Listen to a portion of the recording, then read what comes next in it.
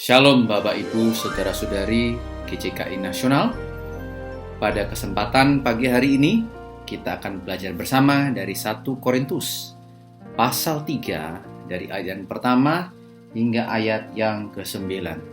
Sekali lagi 1 Korintus pasal 3 dari ayat yang pertama hingga ayat yang ke-9. Terutama kita mau memulai dari ayat yang ketiga, dikatakan, karena kamu masih manusia duniawi, sebab jika di antara kamu ada iri hati dan perselisihan, bukankah hal itu menunjukkan bahwa kamu manusia duniawi dan kamu masih hidup secara manusiawi?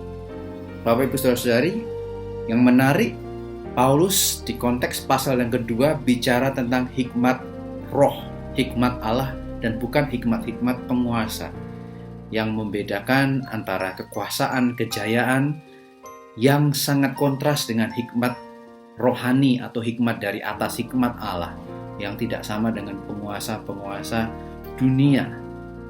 Dan Paulus kemudian bicara tentang perselisihan setelah bicara tentang hikmat roh yang manusia duniawi tidak akan pernah bisa pahami, yang dianggap sebagai kebodohan bagi manusia yang binasa.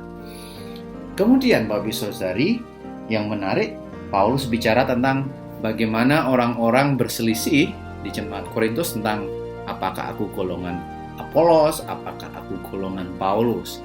Tetapi Paulus berkata setelah bicara tentang hikmat rohani, dia bicara bahwa setiap orang punya perannya masing-masing. Jadi di ayat yang ke-6 dikatakan, aku menanam, Apolos menyiram, tetapi Allah yang memberikan pertumbuhan. Karena itu, yang penting bukanlah yang menanam atau yang menyiram, melainkan Allah yang memberikan pertumbuhan. Entah golongan Paulus atau golongan Apolos, bicara tentang apa yang sudah kami lakukan. Tetapi kalau kita melihat konteks di pasal 2, dalam hikmat roh, bukan hikmat duniawi, Paulus berbicara atas hikmat itu, berkata, bukan itu yang penting, tetapi Allah lah yang memberi pertumbuhan yang penting. Jadi perselisihan itu, dengan kata lain, Paulus adalah perselisihan karena orang yang buta rohani. Bahwa sesungguhnya mungkin kita sering berselisih, sering membanding-bandingkan diri satu orang dengan yang lain, meremehkan atau membanggakan diri merasa lebih baik. Paulus mengatakan di dalam pelayanan itu adalah orang-orang yang tidak paham tentang hikmat rohani. Justru di dalam Tuhan, ayat 8 ditutup dan 9, baik yang menanam maupun yang menyiram adalah sama, dan masing-masing akan menerima upahnya sesuai dengan pekerjaannya sendiri. Jadi tidak ada gunanya orang-orang yang buta hikmat rohani ini membanding-bandingkan, dan sebetulnya sia-sia dan tidak berguna untuk membangun gereja atau tubuh Kristus dalam orang percaya. Ayat 9 Paulus menyimpulkan, karena kami adalah kawan sekerja Allah, kamu adalah ladang Allah, bangunan Allah. Kami, Paulus dan Apolos, adalah kawan sekerja Allah. Kamu, jemaat di Korintus, adalah ladang Allah, bangunan Allah.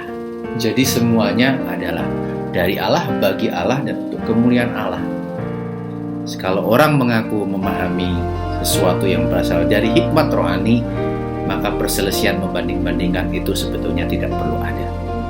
Mari kita terus dalam pelayanan tidak perlu banding-bandingkan, tapi saling menyemangati dengan berbagai macam karunia yang ada dalam diri kita, baik tua ataupun muda, sama-sama untuk membangun tubuh Kristus dan untuk kemuliaan Allah.